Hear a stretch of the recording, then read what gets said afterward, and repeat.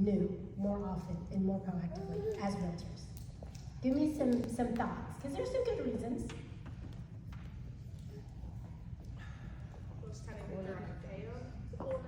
You don't want to wait 8, 9, 10 months to get paid, right? I completely understand that.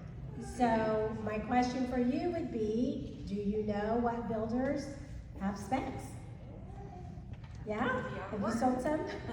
She said D.R. Horton. Because then you don't have to wait that long, and your clients will find specs without you too, right?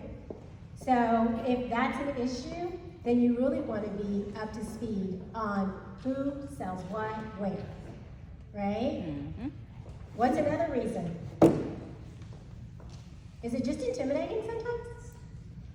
You just don't know about it? You don't really know where you fit in to the transaction to actually add value? I'm going to share something with you guys at the end of this, and I think it'll probably kind of touch on that, but it was an actual post that I want you guys to hear from the side of perspective of a buyer. Oh, I didn't ask you this question. What percentage of buyers can actually read floor plans? And what percentage of realtors can actually read floor plans? What do you think? What percentage of buyers do you think can read floor plans? I think they can or actually can? Great question. 20%, 20. Well, if threes are just right, 30. Okay. That means 70% can't read a floor plan.